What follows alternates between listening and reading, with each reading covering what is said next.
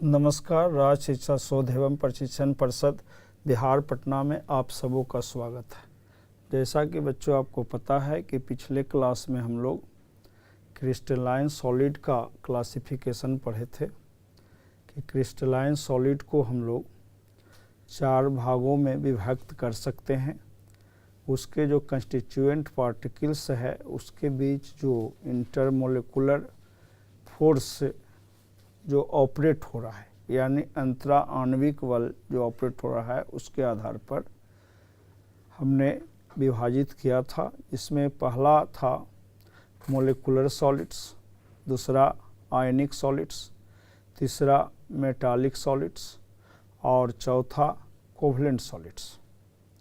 तो हमने molecular solids के बारे में पढ़ा था कि उसके जो कंस्टिट्यूएंट पार्टिकल्स होते हैं वो मोलिकुल्स होते हैं और उसको हमने उसके मोलिकुल्स के बीच जो इंट्रामोलिकुलर फोर्स जो ऑपरेट हो रहा है उसके आधार पर फर्दर 3 पार्ट में डिवाइड किया था।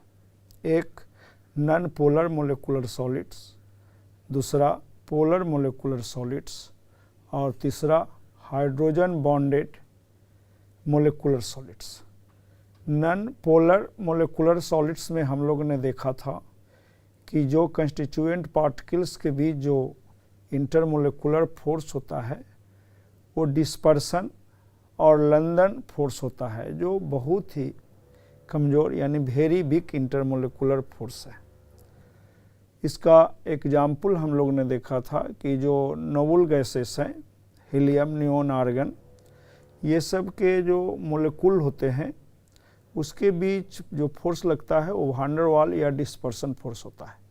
उसी प्रकार जो नॉन पोलर मोलिकुल्स होते हैं, जैसे आपने देखा H2 है, Cl2 है, I2 है, Br2 है, कुछ हेट्रोएटॉमिक भी नॉन पोलर मोलिकुल होते हैं जैसे कार्बन डाइसल्फाइड है और भी कार्बन डाइऑक्साइड है। तो इसके मोलिकुल के बीच भी लंदन और डिस्पर्सन फोर्स लगते हैं जो कि काफ़ी कमज़ोर होता है, जिसके वजह से ये काफ़ी सॉफ्ट होता है और इसका मेल्टिंग पॉइंट कम होता है। कमरे के ताप और दाब पर ये प्रायः सामान्यतः देखा जाता है कि ये गैस या लिक्विड की अवस्था में पाया जाता है। उसके बाद पोलर मोलिकुलर सॉलिड्स जो है उसमें हमने देखा था कि जो कंस्टिट्यूएंट पार्टिकल्स है उसके बीच जो फोर्स लग रहा है वो थोड़ा सा उसके तुलना में स्ट्रॉन्ग है और ये जो मोलिकुल होते हैं प्रायः ये पोलर कोवलेंट बॉन्ड इसके एटम के बीच होता है। तो ये थोड़ा स्ट्रॉन्ग है, लेकिन ये भी सॉफ्ट नेचर का ही होता है, उसके तुलना में थोड़ा हार्ड होता है और नॉन पोलर मोलिकुलर सॉलिड के तुलना में इसका जो गलनांक है, मेल्टिंग पॉइंट है, वो भी थोड़ा अधिक होता है। इसका एग्जाम्पल हम लोग देखा था HCl, HBr, ये सारा देखा था। जो मोलिकुलर सॉलिड्स का जो तीसरा टाइप था हाइड्रोजन बॉन्डेड सॉलिड, तो हाइड्रोजन बॉन्डेड मोलिकुलर सॉलिड में आपको मैंने बताया था कि उसके मोलिकुल के बीच एक स्पेशल टाइप का सेकेंडरी बॉन्ड होता है। सेकेंडरी बॉन्ड और प्राइमरी बॉन्ड के बारे में भी मैंने आप लोग को थोड़ा बतलाया था कि जो इलेक्ट्रोवैलेंट, कोवलेंट और कोऑर्डिनेट बॉन्ड है ये प्राइमरी बॉन्ड है और जो वान डेर वाल फोर्स है जिसको हम लोग लंदन फोर्स भी कहते हैं, डिस्पर्सन फोर्स भी कहते हैं, और हाइड्रोजन बॉन्ड है और मेटालिक बॉन्ड है, ये सब सेकेंडरी बॉन्ड है। तो हाइड्रोजन बॉन्ड एक ऐसा सेकेंडरी बॉन्ड है जो तब बनता है जब हाइड्रोजन एटम कोवलेंट बॉन्ड के द्वारा हाईली इलेक्ट्रोनेगेटिव एटम जैसे ऑक्सीजन, फ्लोरीन, नाइट्रोजन से जुड़ा रहता है।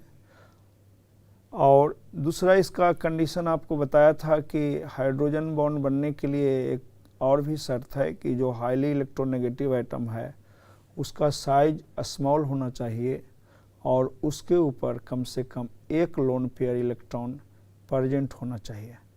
तो हाइड्रोजन बॉन्डेड जो मोलिकुलर सॉलिड है उसका मेल्टिंग पॉइंट यानी गलनांक जो होता है वो ऊपर जो दोनों है नॉन पोलर मोलिकुलर सॉलिड और पोलर मोलिकुलर सॉलिड उससे ज़्यादा होता है, ये थोड़ा उसके तुलना में कठोर होता है।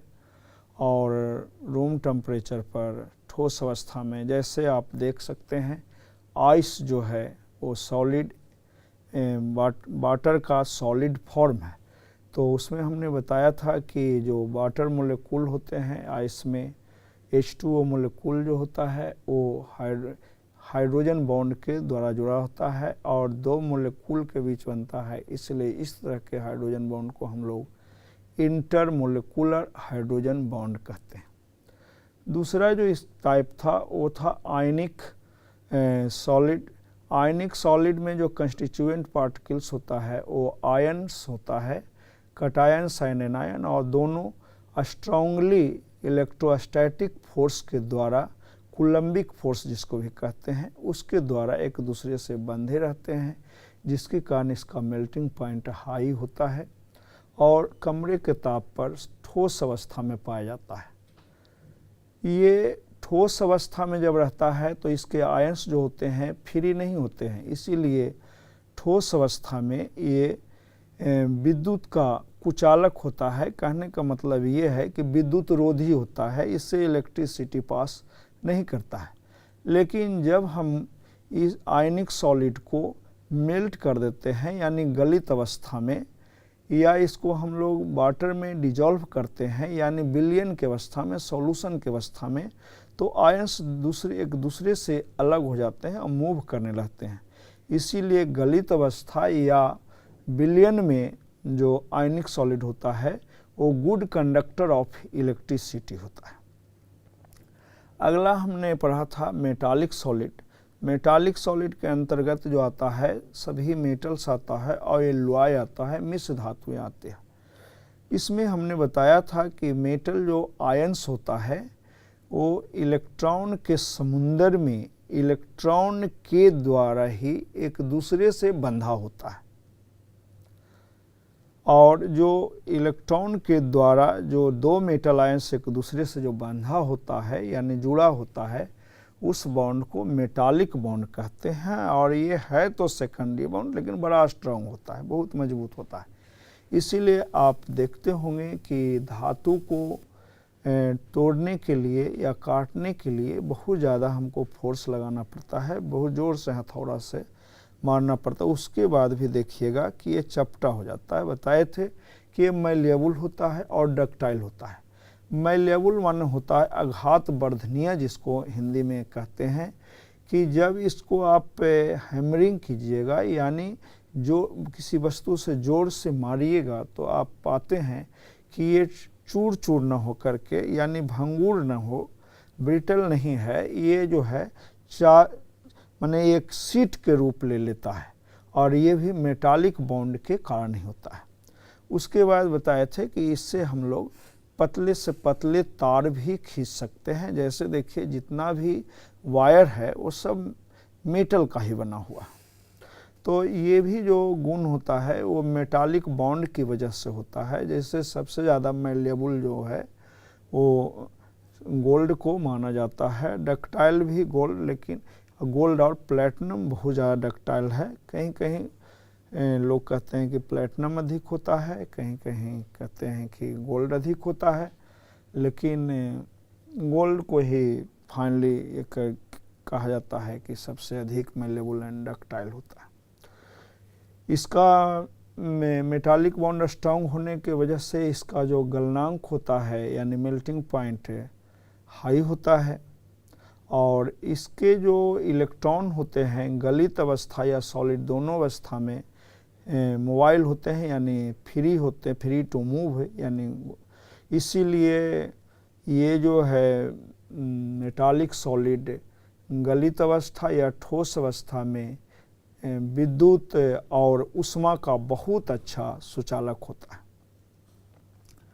जो लास्ट है क्रिस्टलाइन सॉलिड का टाइप वो है कोवलेंट सॉलिड, या उसी को हम लोग कहते हैं नेटवर्क सॉलिड, जिसमें कंस्टिट्यूएंट पार्टिकल्स एटम होता है, और एटम जो होता है कोवलेंट बॉन्ड से जुड़ करके विशाल यानी जायंट रचना का निर्माण करता है, इसीलिए इसको विशाल अणु भी कहा जाता है। और यहाँ जो कोवलेंट बॉन्ड है वो बहुत ही स्ट्रांग है, इसीलिए कोवलेंट सॉलिड बहुत कठोर होता है और इसका जो मेल्टिंग पॉइंट है, गलनांक है, वो वेरी हाई होता है, यानी बहुत ज़्यादा होता है। और लेकिन इसका एक अपवाद है ग्रेफाइट। आपको मैं पिछले दिन डायग्राम के माध्यम से बतलाया था कि ग्रेफाइट का जो 2 लेयर है वो वान डेर वाल फोर्स के द्वारा जुड़ा होता है, जो वीक है। इसी के कारण ग्रेफाइट का एक लेयर दूसरे लेयर के ऊपर स्लाइड करता है। This is the reason of softness of graphite, जो ग्रेफाइट के सॉफ्ट होने का कारण है।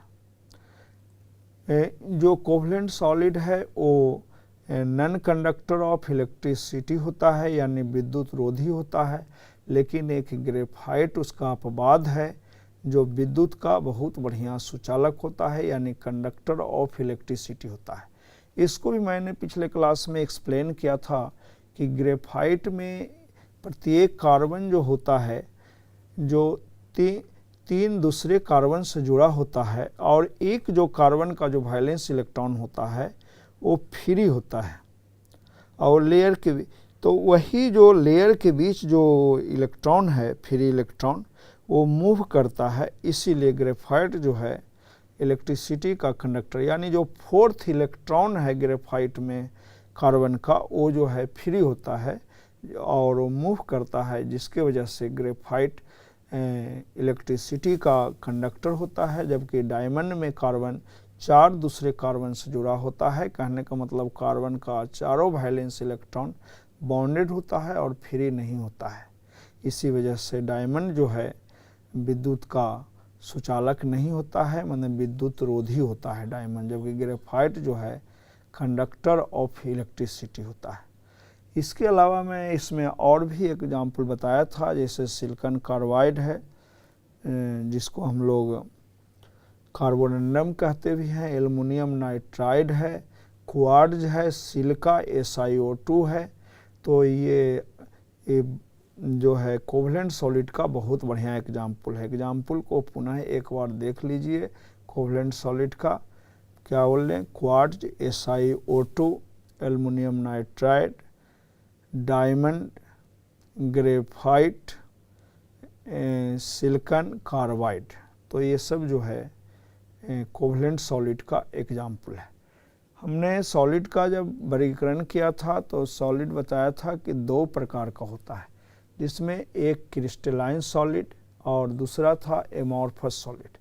एमॉर्फस सॉलिड मतलब जिसका कोई शेप डेफिनिट नहीं होता है, जिसका मेल्टिंग पॉइंट फिक्स नहीं होता है, जिसका एंथैल्पी ऑफ फ्यूजन फिक्स नहीं होता है, जिसको आप जब तेज धार वाला औजार से काटते हैं तो जो नया सरफेस बनता है वो प्लेन एंड स्मूथ नहीं होता है, यानी समतल और चिकना नहीं होता है, और बोले थे कि आइसोट्रॉपिक होता है, जबकि क्रिस्टलाइन सॉलिड एनाइसोट्रॉपिक होता है।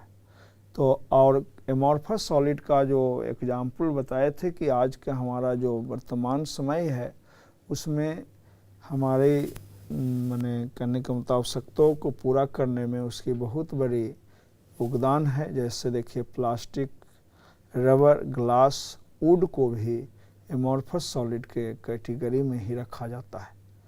अब जो ये सब पढ़े हैं उस पर कुछ हम आपको प्रश्न करवाने जा रहे हैं, इसीलिए मैंने उन सारी बातों को एक बार आपको रिवाइज करवा दिया। उम्मीद है कि आप लोग सही से ही उत्तर देंगे। तो बच्चों, जैसा हम लोग भी रिवाइज किए कि अंतराण्विक बलों के आधार पर क्रिस्टलाइन सॉलिड को 4 प्रकार में बांटे हैं, तो उसी पर आधारित ये सवाल है। उपस्थित अंतराण्विक बलों की प्रकृति के आधार पर निम्नलिखित ठोसों को विभिन्न संवर्गों में वर्गीकृत कीजिए। यानी इसकी जो दिया हुआ है इसके मोलेकुल के बीच, उसके कंस्टिट्यूएंट पार्टिकल्स के बीच किस तरह का फोर्स ऑपरेट हो रहा है, संचालित हो रहा है, लग रहा है, उसके आधार पर हम लोग इसको वर्गीकृत करेंगे।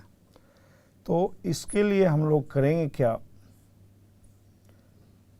कि कॉलम बना ले। पहला जैसे है मोलिकुलर सॉलिड्स,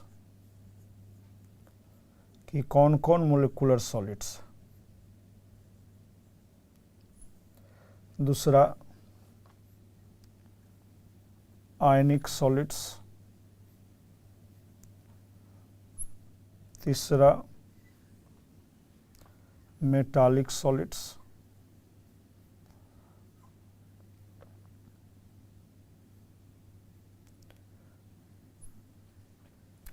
और चौथा है कोवलेंट सॉलिड्स। तो आप लोग बतलाइए।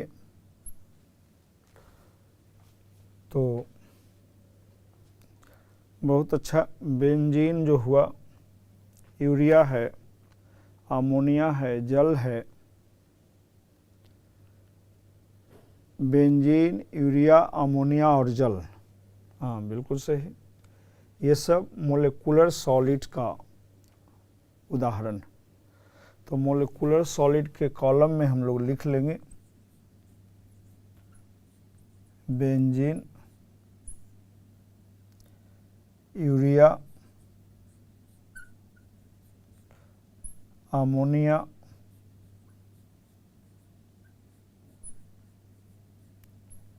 जल। अब आपका है आयनिक सॉलिड। तो आयनिक सॉलिड में आपको पता ही है कि कंस्टिट्यूएंट पार्टिकल्स आयन होता है। बेंजीन का आप लोग सूत्र भी जानते होंगे, C6H6। यूरिया का होता है NH2CO NH2। अमोनिया का NH3 और जल का H2O। आयन से बने होते हैं। तो देखिए, ध्यान दीजिए कि इसमें कौन कौन ऐसे सॉलिड हैं जो आयन से बने हुए हैं, कटायंस एंड एनायंस से। बिल्कुल सही।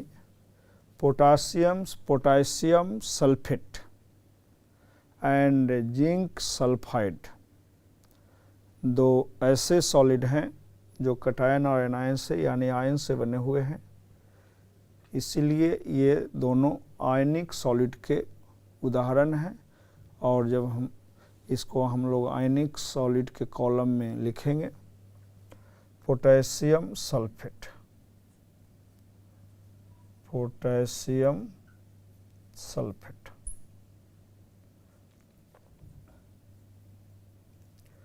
पोटेशियम सल्फेट का सूत्र होता है K2SO4।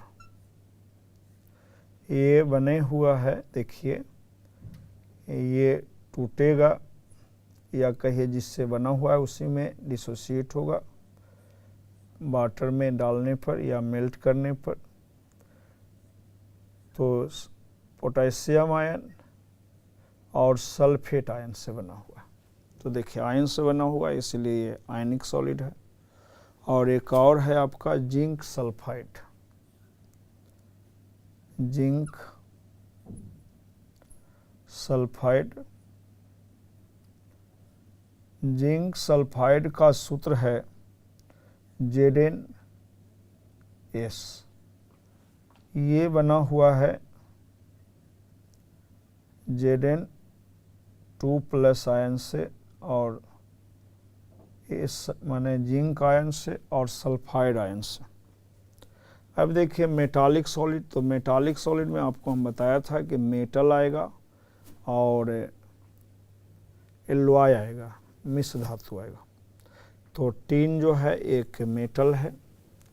और आप देखिए रुबिडियम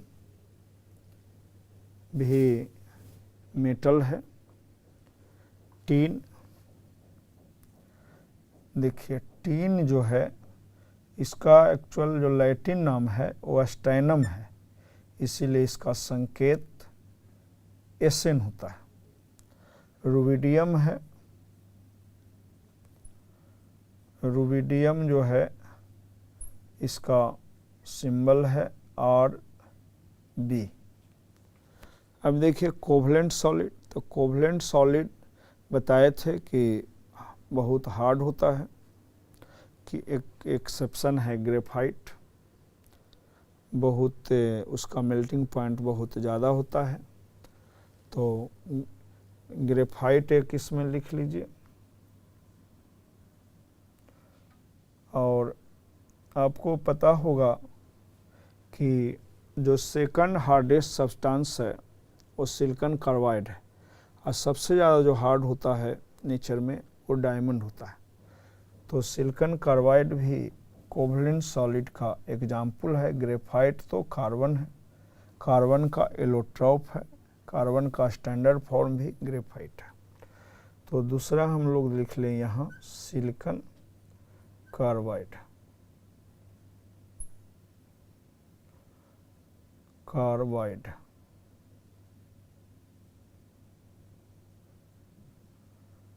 SiC।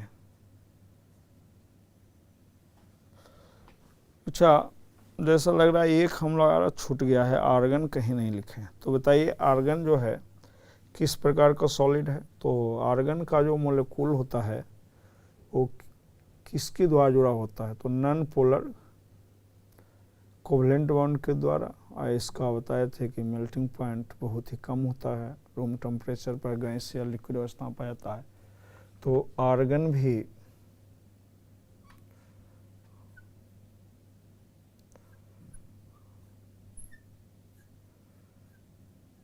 मोलेकुलर सॉलिड का उदाहरण। तो आप लोगों ने ये सवाल आसानी से कर लिया। अब हम लोग अगला सवाल देखते हैं। तो बच्चों हम लोग अब अगला सवाल देख रहे हैं। हमारा सवाल है कि ठोस से अत्यधिक कठोर तथा ठोस एवं गलित अवस्थाओं में विद्युत रोधी है और अत्यंत उच्च ताप पर पिघलता है, यह किस प्रकार का ठोस है। तो यहाँ पर जो कुछ प्रॉपर्टी है उसको बच्चों हम लोग अंडरलाइन कर रहे हैं। अत्यधिक कठोर, दूसरा है विद्युत रोधी, और अत्यंत उच्च ताप पर पिघलता है। तो यहाँ हमने 3 पॉइंट मार्क किया। अत्यधिक कठोर है, अत्यधिक कठोर है, अत्यधिक कठोर।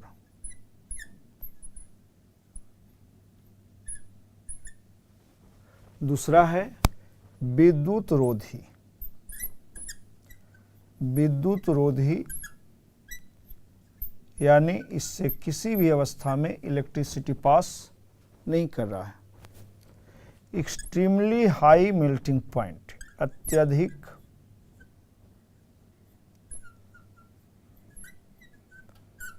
उच्च गलनांक। देखिए बच्चों, ये गलनांक जिसको मेल्टिंग पॉइंट भी कहते हैं अंग्रेजी में। तो बताइए कि अत्यधिक कठोर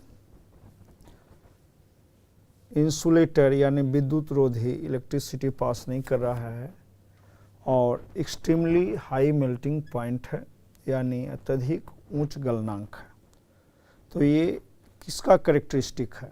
बहुत अच्छा, ये सारा जो प्रॉपर्टी है, ये जो दिया हुआ है आपके क्वेश्चन में, ये है कोवलेंट सॉलिड का।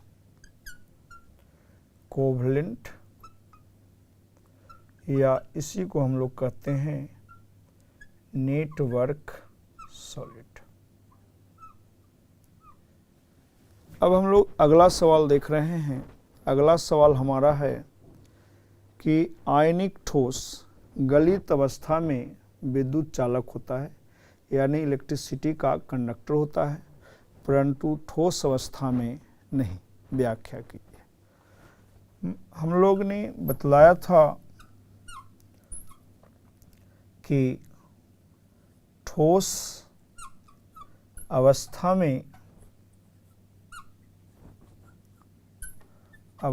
में जो आयनिक सॉलिड है, ये कैटायंस और एनायंस का जो बना हुआ है, इसके बीच स्ट्रॉन्ग इलेक्ट्रोस्टैटिक फोर्स है। स्ट्रॉन्ग इलेक्ट्रोस्टैटिक फोर्स लग रहा है, जिसके वजह से नो फ्री आयंस, कोई फ्री आयंस, कोई भी मुक्त आयंस मौजूद नहीं है, इसीलिए इससे इलेक्ट्रिसिटी पास नहीं करता है। लेकिन गलित अवस्था में, गलित या विलयन में आप लोग को मैं बतलाया था कि जो आयनिक सॉलिड के जो आयंस है वो एक दूसरे से अलग हो जाता है। ये एक दूसरे से अलग हो गया, यानी कहने का मतलब है फ्री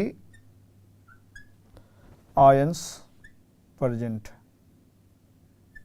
फ्री आयंस मौजूद है, जिसके वजह से गलित अवस्था में या विलयन की अवस्था में आयनिक सॉलिड विद्युत का चालक होता है, जबकि ठोस अवस्था में विद्युत रोधी यानी इलेक्ट्रिसिटी कंडक्ट नहीं करता है। कि जैसा कि बच्चों हम लोग सवाल देख रहे थे, हमारा अगला सवाल है, किस प्रकार के ठोस विद्युत चालक, आघातवर्ध और तन होते हैं? तो देखिए यहाँ एक ठोस है जिसका 3 प्रॉपर्टी यानी 3 गुण दिया हुआ है, जिसमें आपका पहला गुण दिया हुआ है विद्युत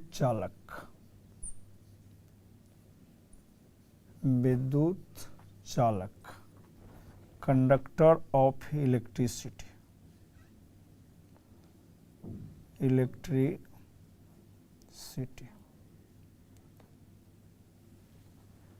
दूसरा दिया हुआ है आघातवर्ध,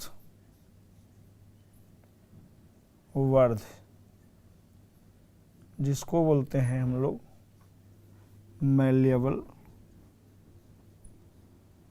और तीसरा दिया हुआ है तन, जिसको अंग्रेजी में बोला जाता है डक्टाइल। मैलिएबल का मतलब होता है कि इसको हम हैमरिंग करके, पीट करके सीट यानी चदरा बना सकते हैं। और तन हुआ टू ड्रा वायर, यानी इससे हम तार खींच सकते हैं। तो सोचिए किससे चदरा बनता है, किससे हम लोग तार खींचते हैं? चलिए, कंडक्टर तो इलेक्ट्रिक मान सकते हैं, ग्रेफाइट भी होता है जो कि कोवलेंट सॉलिड है। आयनिक सॉलिड भी अभी हम पढ़े हैं कि गलित और विलयन में होता है। लेकिन मैलिएबल और डक्टाइल तो केवल क्या होता है? मेटल होता है। बिल्कुल सही। इसके मतलब हम ये पहुंच गए कि हमारा जो उत्तर होगा वो होगा मेटालिक सॉलिड। ये जो ठोस है वो मेटालिक सॉलिड है। तो बच्चों हम लोग ने सॉलिड का वर्गीकरण किया था, उस पर जो आधारित प्रश्न है उसको हमने देखा। आप लोगों ने भी सवाल को बहुत अच्छी तरह से हल किया। हम लोग अब अगले क्लास में मिलते हैं, तब तक इसको आप लोग रिवाइज कीजिएगा। तब तक के लिए आप लोग को बहुत बहुत धन्यवाद।